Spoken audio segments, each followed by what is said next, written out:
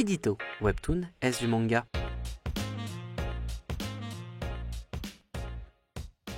« 2020 a été une année, je trouve, où le webtoon s'est popularisé. Alors je sais bien que cela date de bien avant. Personnellement, j'ai découvert les webtoons avec la vidéo de Manga Lab sur Girl of the Wild. Mais si vous avez traîné sur internet cette année, vous en avez forcément entendu parler. De par les pubs, les cultes que certaines séries de webtoons ont pu prendre, bref, vous en avez forcément, je pense, entendu parler. Mais un point m'a intrigué. Il est venu de plusieurs éléments. Premièrement, le fait que les vidéos qui parlent de webtoons soient faites par des youtubeurs liés au monde du manga, comme l'Ermite Moderne, le Chef Otaku, Manga Lab, etc. Mais ce qui m'a d'autant plus questionné et me fait m'intriguer, c'est l'annonce de Ki-Hoon de la sortie de Bâtard chez leurs éditions. Je me suis alors posé la question, webtoon, est-ce du manga? Mais le webtoon prenant ses origines en Corée, la question serait plutôt, webtoon, est-ce du manhwa? Le manhwa qui, pour faire très simple, surtout que je déteste ce type de raccourci,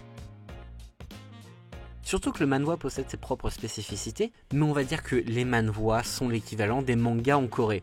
Me tapez pas, c'est pour simplifier. Donc, webtoon, est-ce du manhwa? Sauf qu'à vouloir mettre le webtoon dans une case, on oublie de se demander ce qu'est le webtoon. Les webtoons sont des webcomics à l'origine sud-coréenne, ayant pour spécificité la lecture verticale en slidant de haut en bas. Et c'est pour moi ce qui donne la réponse à la question. Non. Pour cette vidéo, j'ai pu m'entretenir avec l'autrice de webtoon Natasha Rato, dont j'apprécie énormément le travail. Merci à vous d'avoir répondu à mes questions. Et lors de notre discussion, une réflexion de sa part m'a paru totalement en accord avec mon idée du webtoon. Pour moi, c'est vraiment tirer parti du numérique et de la lecture verticale. C'est pour ça que dès que je le peux, j'ajoute de la musique ou des gifs. C'est ça qui fait que le webtoon est un genre à part entière du 9e art. C'est ce fait de lire en slidant de haut en bas. Ce fait permet une vitesse de lecture ainsi qu'une plongée dans l'ambiance qui ne pourrait être reproduite en BD, comics ou manga. Le webtoon a un côté très dynamique et fluide dans sa lecture de par sa spécificité de mise en page, qui permet, je trouve, de rentrer assez aisément dans un flot de lecture. Bien sûr, le fait du tout numérique permet de mettre des gifs et des musique, ce qui renforce le dynamisme ainsi que cette force d'immersion. Natasha Rato ayant exprimé le regret du manque de moyens fournis aux artistes pour exploiter au mieux ses possibilités. Tout ce dynamisme immersif, je ne l'ai vu dans aucune autre BD, manga, comics.